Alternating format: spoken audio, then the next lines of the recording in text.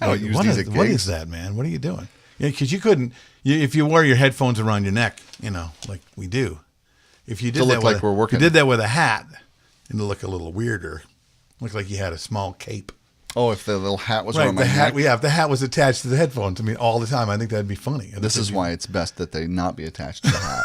In fact, the hat, the glasses, everything attached together, so it just kind of comes off like a helmet. And then I'm invisible. Yeah, you look like I disappear once that's taken off. Like the Invisible Man. Right, exactly. I like it. Welcome to the Bill and Jason Show. Can you believe it? It's been a week. Holy cow! I know, man. And I was starting to miss us. Me too. I'm bummed that because of where Mobile Beat fell, it was great fun, but I missed the Oscars. Oh, that's right. And I heard there was an amazing performance. Well, there were lots of amazing performances, but we were talking about one the other day, and I read an article in Entertainment Tonight. Lady Gaga was there to perform a medley of songs from The Sound of Music. Odd, isn't it? It wouldn't have been my first choice. The Sound of Music changed a lot of things with musicals and movie musicals. It did, and it was 50 years ago. The anniversary was 50 years, and it fell on the Oscars. So when they reached out to have somebody sing it, it wasn't Julie Andrews. Sadly, it wasn't one of the singers from the Von Trapp family. That'd be too predictable. No, they asked Lady Gaga. Right, and a lot of people, exciting. Well, as soon as because they heard about it early on, a lot of people went, "Really? Poker Face. I love that song." Or it would have been that way. That's a great song. It would have been really it would have been like really predictable for her to do something like, "I'm going to come dressed up as the children's trunk in their room and perform as the trunk of clothes." Right. That's kind of a Lady Gaga thing. Right. Or get the curtain outfits that they wore when they cut all the outfits out of curtains. Right. Right. Exactly. That would have been exactly Lady Gaga, and nobody would have paid attention to her voice. It would have been it's like I put together a bikini made out of drapes. Right. For this tribute. The really interesting bikini out of drapes. Yeah. You don't remember that part of the movie? I'm never going to go swimming with you. So what was I going to say? Oh, okay. So she was asked to do this, and she's already made it. She's got millions of records, millions of dollars big of name records artist, sold. super talented. When she does a stadium, shows. it sells out several times over. She's literally made it, and she does have pipes. If you've ever gone to see her do things live, she's got some pipes. Yeah. She can really, really sing. She's got a lot of talent. Asked to do this, she took on a vocal coach. She took on a vocal coach for this 4-minute performance or whatever it was. I think it was like 3 to 4.5 minute performance of several songs, including Edelweiss and things like that. And she took on this coach, and she coached with this coach for every single solitary day for 6 straight months. Because she was going to be doing these 4 minutes, singing songs that everybody knows the words to, singing songs that she probably sang in high school choir and knows really well. Right. To be able to perform live on the Oscars for 4 minutes, 6 months every single day. Wow. Do you think she needed it? I think the first person that you might talk to about Lady Gaga and the fact that she can sing would probably say, nah. She probably, why would she need it?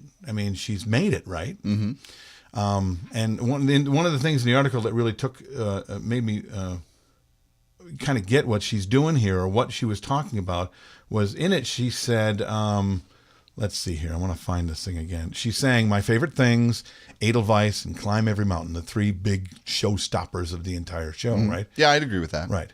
She says, I was excited to be a part of it, and I really wanted to put my heart into the performance. It's a tribute performance for a remarkable film that changed the history of cinema forever, and I'm very honored to be doing it. As if she wouldn't be honored at every other performance. I think that more than likely she is, and that's one of the reasons that she comes to the table as prepared as she does as well. And preparation and getting coaching is part of that preparation. So you think that, so how do you think that applies to DJs? Well, mobile DJs doing events. Mobile DJs or DJs at all. Or any performers. They, the ones that have asked me questions about their own performance, and they're thinking about maybe taking a workshop, the entertainment experience. The first question they say, or the first thing they say, is that I want to bring my my performance to the next level. So what do I have to do to bring it to the next level? And the easy answer for anybody doing a workshop or coaching is, take my workshop, or take my coaching, which is an easy answer. But taking the coaching is, or taking the workshop is only one piece of it. It's the motivation behind what you're doing and why you're doing it. And then understanding that the next level is not something that you are going to be able to define. You're going to see it when it shows up. But as long as you're moving forward with your performance, you see a level as you go. You're always going to, it's like a basketball player who shoots free throws every single day, 100 free throws a day.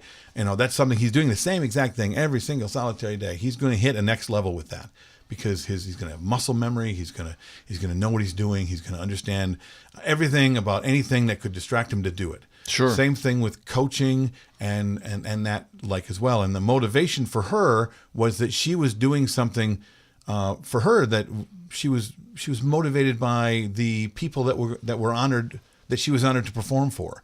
She saw this film, this 50-year anniversary of this amazing film that changed cinema, and a chance for her to be a part of it was an honor for her. So now instead of doing it just for her, she's doing it for the world. Sure. So that motivation, I'm sure, is part of what you need to bring to when you think about taking, because coaching and classes can be anything. It doesn't Yeah, but have I to be could ours. see somebody saying, "Well, but she's a big star singer.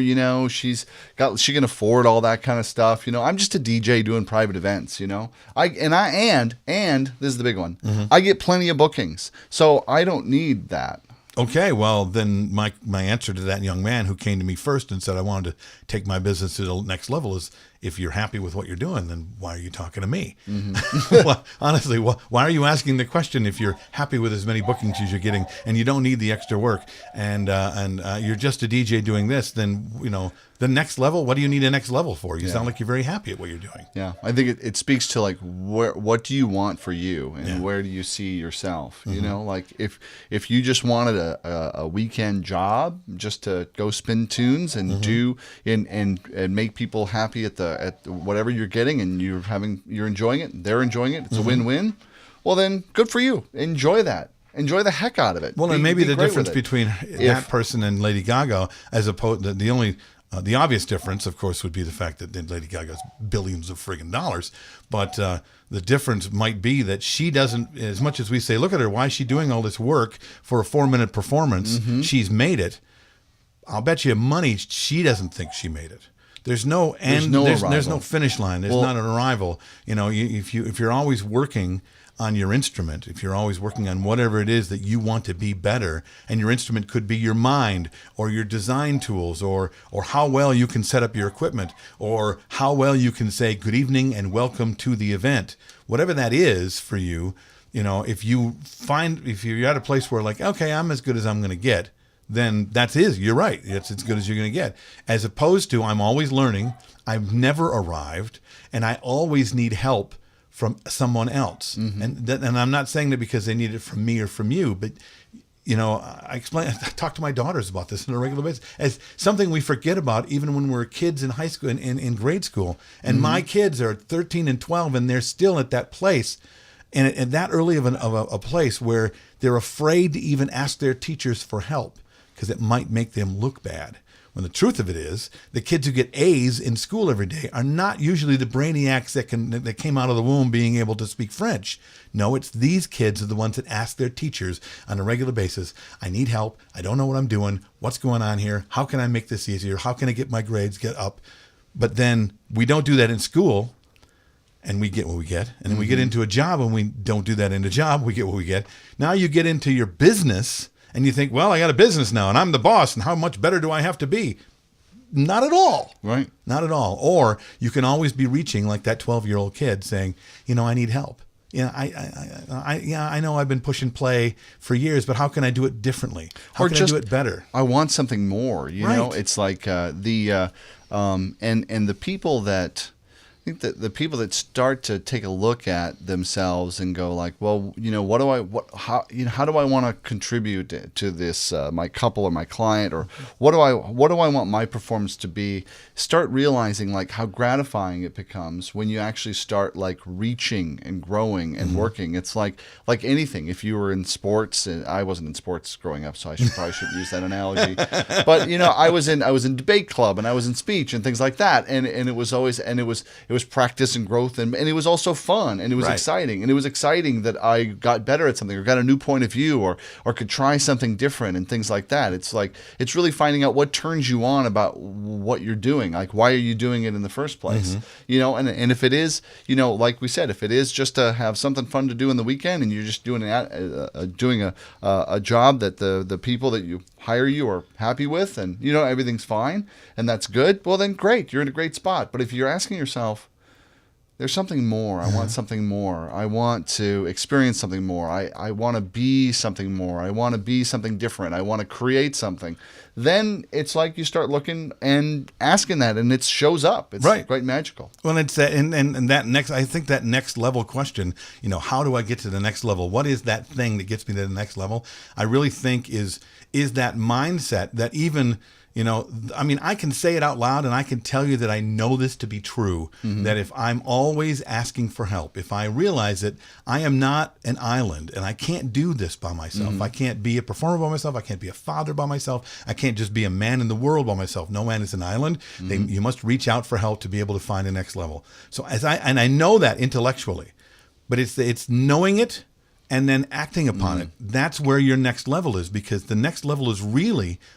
now if you really realize that, then the possibilities of where you can go beyond where you are is now limitless. And whether it be because I want to know more about physics, or whether it be I want to know more about turntablism, or I want to know more about lighting, and I'm willing to let the world teach me like I know nothing. And that's really hard for most people to do. And if my 12-year-old and 13-year-old daughters have issues with it, imagine those of us that are 20, 30, 40, 50 years old who've been doing this for any amount of time, then letting go of the fact that they know anything at all, to be able to reach out to anyone at all and say, I don't know what I'm doing, man. Can you just, teach me like I know nothing? Let me really, really understand this, so that they open their minds to a place where they can actually take a next level step, because that next level is amazing. When they all are. There. And every time I can get to that myself, I hit another level myself, because I've gotten to those places where I opened my mind and I went, wow, and possibility, and I'm like, I got this now, and then I'm stuck. I'm completely stuck. So the next place I get, I'm able to do that again, and wow, look at all this stuff. So I doubt that there's ever a place where you say, okay, I'm gonna open my mind, and you look around and go, well, nobody got nothing for me. Man, I'm at the top of the mountain, baby. I am the guru. Well, there's nothing to do. All right. Now what do I do? Now I change professions. That's pretty much what I would end up having to do. It would make me insane. Yeah. I don't want to be the guy who knows everything. Nobody wants to be that guy, do they? Well, good luck. Well, there's a few people I've seen before on the you internet. die. Lots of people who believe they are, kind of thing like that. Yeah, there's a lot of guys that, man, the internet, somebody's wrong on the internet. Let me get on there. The more you know, the less you know. So, yeah, and you can enjoy being surprised. Like, I didn't think I could achieve that. I didn't think I could actually do that. Right. I didn't think that was actually possible. And, enjoy the sweet juices of that. What do you think about reaching the next level or not? Training or no training? Does it matter? Doesn't it matter? Leave your comments below. We'd love to hear from you. This is Jason Jones. That's Bill Hermann. And this is another Bill and Jason Show. Yeah, see you later. Broadcasting from high atop planet Earth at a rate of 96 kilobytes sampled per second over the interweb in an effort to stop glorifying being busy.